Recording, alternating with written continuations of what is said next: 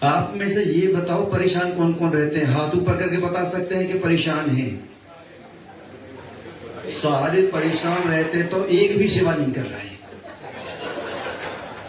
ये फैक्ट है, यूनिवर्सल है। जो दुखी है, संसार में दुख था, सेवा में आनंद। आपने सेवा को भी संसार बना दिया। मैं समझ गया। तो सबसे पहले तो ये टटोल लें कौन कौन दुखी हैं कि मुझे सेवा साथी नहीं मिलते, सेवा साथी बात नहीं मानते, पदाधिकारी बात नहीं मानते, साथी बात नहीं मानते, पद नहीं मिले, प्रतिष्ठा नहीं मिली, धन्यवाद नहीं किया,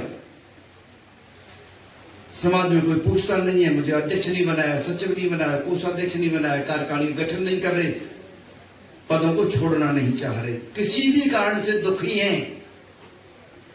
एक ही कारण है, वो संसार में लेके जा रहे हैं सेवा को भी, और सेवा संसार में जा नहीं सकती और आप सुखी हो नहीं सकते। ये सीधा सा फॉर्मूला है अपना लिखकर। बहुत सारी समस्याएं आ रही हैं हमारे यहाँ पे आजकल, जो नहीं आनी चाहिए। सेवा में काहे की समस्या? तू कर ले, मैं कर लूं, दोनों बांट के कर ले, बात खत्म। कितनी आसान बात है। लेकिन न मैं करूंगा न तुझे करने दूंगा, ऐसी स्थिति आ जाती है। कहां जाएंगे हम लोग? सेवा को भी अखाड़ा बनाने जा रहे हैं।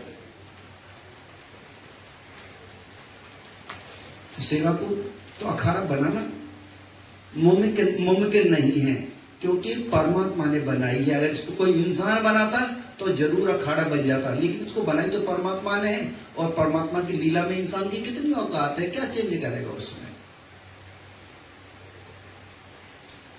तो जिन जिन आश्रमों पर समस्या है, वरिष्ठ सेवा साथी थोड़ा सा अवलोकन करें, थोड़ा सा अध्ययन करें। मूल समस्याएं आती कहां हैं? हम वास्तविक परिस्थितियों को वास्तविक रूप में नहीं देखते, अपने दृष्टिकोण से देखते हैं। और समाधान चाहिए तो दो दृष्टि हैं देखने की, या तो न्यूट्रल होकर देखो या सामने वाले की दृष्टि से देखो, तो समाधान मिलेगा। और जब तक हम अपनी दृष्टि से देखते रहेंगे समाधान नहीं मिल सकता। या तो साक्षी बनना पड़ेगा या सामने वाले के दृष्टिकोण से देखना पड़ेगा। दोनों में से किसी एक से देख लो, समस्या का समाधान हर जगह हो जाता है।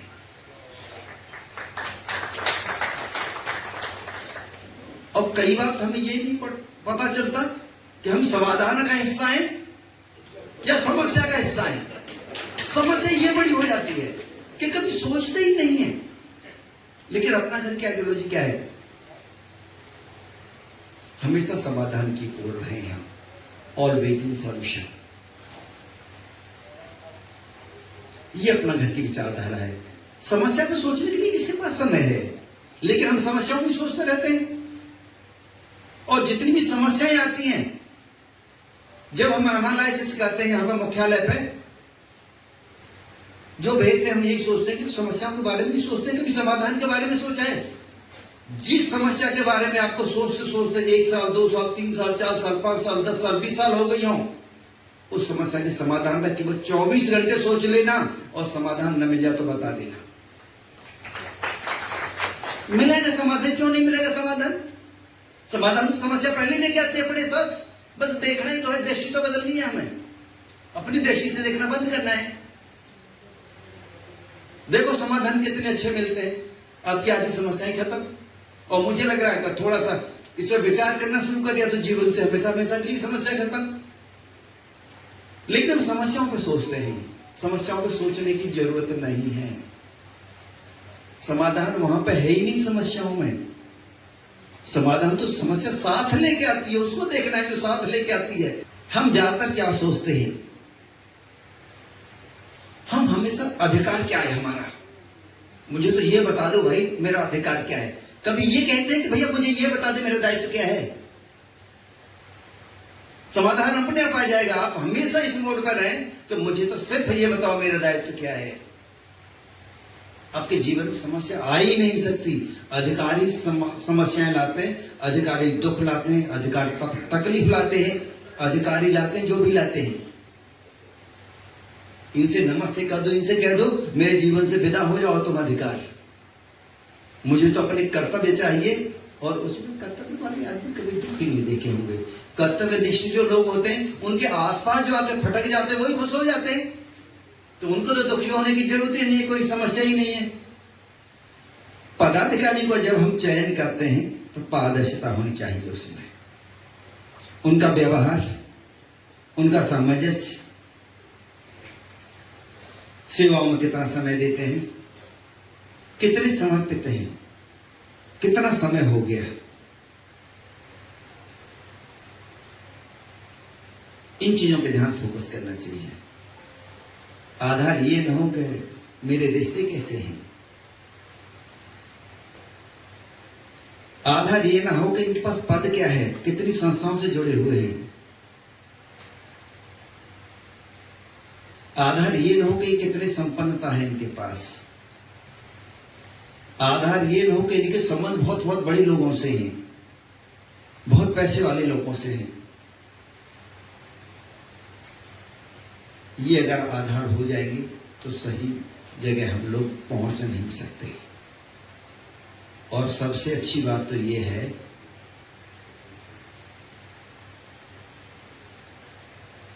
कि हम लोगों को पदों की होड़ से बाहर हो जाना चाहिए, कुछ लोगों को तो। और पदों की होड़ से जब बाहर होते हैं, उससे पता है सबसे बड़ा फायदा क्या होता है? वरिष्ठ साथी जो उनको पदों की होड़ से बाहर हो जाना चाहिए, सबसे बड़ा फायदा क्या होता है उनको? कभी हारते नहीं हैं। जो पदों की दौड़ से बाहर है वो कभी हार नहीं सकता है, कितनी भी कोशिश कर लेना आप हराने की उसको। क्या रिश्ते से बाहर है, कौन हराएगा उसको? जो अजय हो गया, उसी वजह से भी कोई नहीं हारता, वो भी नहीं हारता, उसकी वजह से कोई नहीं हारता। कोई विरोधी नहीं होता है, सबको साथ लेके चलना है। तो पदों की दौड़ से कुछ न कुछ तो बाहर करना पड़ेगा अपने आप को। और कुछ वरिष्ठ साथी हैं, वो कहते हैं क्या करते हैं, क्या करें साहब, कौन बनावे पदाधिकारी, अध्यक्ष कौन बनाए, कोई जानता ही नहीं है, कोई आता ही नहीं है। अरे मैं ये कह रहा हूं, तुम हटो तो सही भाई।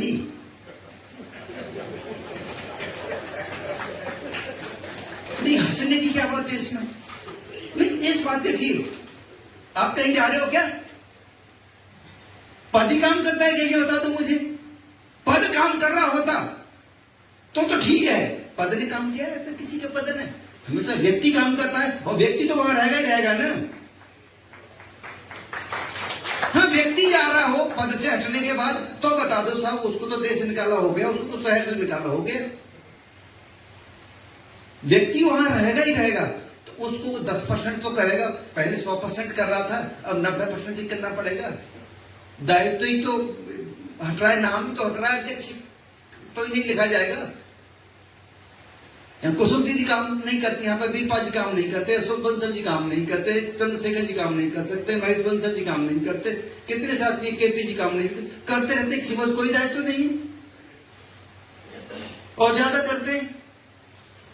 अब तो नई मापदंड समाज में स्थापित करने हैं, इसलिए नहीं आए हैं कि हमसे लोग ये कहें कि ये तो पदों से ही इनको मोह है, बिना पद के काम नहीं कर सकते। हम इसीलिए आए हैं कि दूसरे संगठन, दूसरे साथी देख के बता दें ये अपना घर वाले हैं, इनको पद से कोई लेना देना नहीं है, सिर्फ एक काम करना जानते हैं, सिर्फ सेवा करना जानते हैं। ये इनकी आचरण में है, सेवा करना। और जब एक बार आचरण अगर सेवामय हो गया,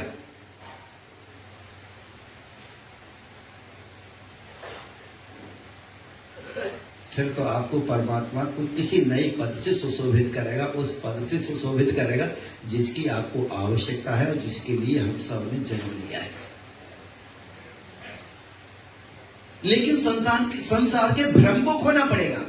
जो भ्रम हमारे दिमाग में है ना, तो पद से ही काम होता है, इस भ्रम को दूर करना पड़ेगा।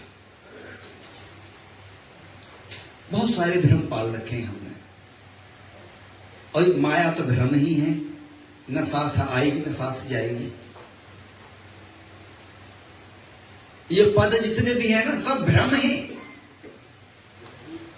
आप देखो ना जिनके पास पद रहे, आप छोड़ दो अपना घर को, आप समाज में देखो ना जिनके पास पद रहे, लोगों के पास बड़ी बड़ी पार्टियों में जिनके पास पद रहे, बड़े बड़े संगठनों में जिनके पास पद रहे, नेशनल इंटरनेशनल लेवल पे जिनके पास पद रहे, पदों आप जानते हो पदवान 1000 मतलब 10 लोगों को भी नाम बता दो जो इंटरनेशनल लेवल पे पद जिनके पास रहे, लेकिन जिन्होंने सेवा की उनके आप 10 के नाम बता दोगे आज भी।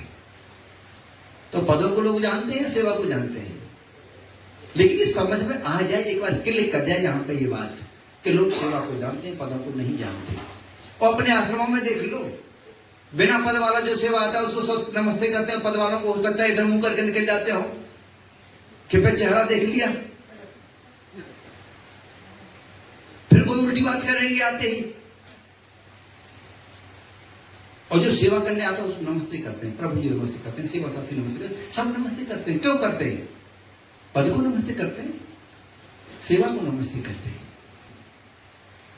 क्या करें साहब, सेवा करने वाले नहीं मिलते। ये कॉमन बात है, 4 बात कॉमन है। लोग तो अवसर ढूंढ रहे हैं, कैसे भी मौका मिल जाए। लोग तो सोच रहे हैं कि मैं नौकरी छोड़ के सेवा करूंगा, 20 बच्चों को छोड़ देते हैं, परिवार को छोड़ देते हैं, व्यापार को छोड़ते हैं सेवा करने के लिए। हमारे यहां नहीं मिल रही। क्यों नहीं मिल रही भाई? दूसरी जगह तो आदमी नौकरी छोड़ के आ गया, उसके यहां व्यापार छोड़ के आ गया, उसके यहां अपनी डॉक्टरी को छोड़ के आ गया, दूसरी जगह मिल रहे हैं आराम से, हमारे यहां नहीं मिल रही। क्यों नहीं मिल रही? कारण क्या है? दूसरे के यहां पे क्या, वहां पे भी सेवा होती है, यहां पे भी सेवा होती है, हम अवसर नहीं दे रहे, बस यही एक कारण है। अपने अंदर खोजे कि हम अवसर क्यों नहीं दे रहे, कहां चूक हो रही है, लोग क्यों नहीं जुड़ रहे। सेवा तो एक ही है ना, एक जगह संसार से आके जुड़ जाते हैं, दूसरी जगह अपने शहर से आके नहीं जुड़ते, अपने गली से आके नहीं जुड़ते। परमात्मा ने उनसे मना थोड़ी ना किया भाई यहाँ पे मत जाना, हम लोगों ने मना कर रखा है कि आपके लिए दरवाजे बंद हैं, हम नहीं घुसने देंगे यहाँ पे, हम अपनी चलाएंगे, हम सेवा को सेवा के रूप में नहीं करेंगे। बुरी लगेंगी बातें, लेकिन बातें बिल्कुल सच्ची हैं। तो सेवा के लिए लोग नहीं मिल रहे, तो ये छोड़ दें। लोग पड़ोसियों को ले आते हैं, चल यार मैं तुझे वहां पर लेके चलता हूं। अपनी पत्नी को मना लेते हैं, वो रूठ हुई है पत्नी, मैं नहीं जाऊंगी, तुम कहां फंसे पड़े हो, मना लेते हैं, साल हो गई मनाते मनाते, तू चल देवी एक बार देख ले जाके। और पत्नी अगर जुड़ गई तो पत्नी कहती है एक बार तो चलो तुम मेरे साथ, एक बार तो देख लो, और जुड़ जाते हैं। इसी तरह सेवा साथियों के लिए है, जहां जहां सेवा साथी नहीं मिले वो भी सोच लें, सुन लें। सेवा साथी नहीं मिल रहे, क्यों नहीं मिल रहे, क्या कारण है? कभी सोचा?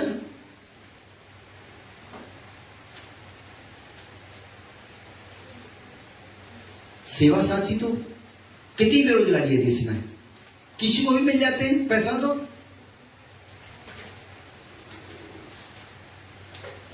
सेवा साथी क्यों नहीं मिलेंगे, लेकिन मिल क्यों नहीं रहे? बस 2 ही बातें हैं, हम उनको अवसर नहीं दे रहे। सेवा साथी तो बड़े आराम से कहीं पर भी मिल जाते हैं, कितनी बेरोजगारी है। और यहां पर तो ऑफर भी चल रहा है, रोजगार के साथ सेवा फ्री। लोग सेवा करने के लिए आ जाते हैं, खाली सेवा करने के लिए घर पर छोड़ के आ जाते हैं। आप पैसा भी दे रहे हो और रोजगार भी दे रहे हो तो भी नहीं आ रहे, क्या कारण है भाई? थोड़ी सी असुविधा से तो गुजरना ही पड़ेगा, प्रोसीजर से तो गुजरना ही पड़ेगा। परमात्मा ने जो प्रोसीजर बनाया है उससे तो गुजरना ही पड़ेगा, उससे बिना गुजरे काम नहीं चलेगा। आभूषण बनना है तो तपना ही पड़ेगा। आभूषण जब तक नहीं बन सकते जब तक भट्टी में नहीं तपोगे। सोने पर निखार जब भी आएगा जो निर्धारित टेम्परेचर है उस पर उसको कहलाया जाएगा, जब भी आभूषण बनेगा। प्रोसीजर उससे गुजरने का प्रयास करें, ये न कहें साहब सेवा साथी नहीं मिलते, क्या हमें साथी नहीं मिलते। किसी मंदिर पर चले जाओ, भांग पीने वाले आ जाते हैं, वहां पे इकट्ठे हो जाते हैं। दारू दुकान पर दारू पीने वाले इकट्ठे हो जाते हैं, गांजे वाले गांजे वालों को इकट्ठा कर लेते हैं। और कोई ढूंढता नहीं, सब ढूंढते ढूंढते अपने आप आ जाते हैं। ऐसी सेवा करने वाले अपने आप ढूंढते ढूंढते सेवा करने वालों के पास आ जाते हैं। बस अति सेवा हो रही है और अवसर दे रहे हैं। हम आश्रम में हमारे जो पुराने साथी हैं,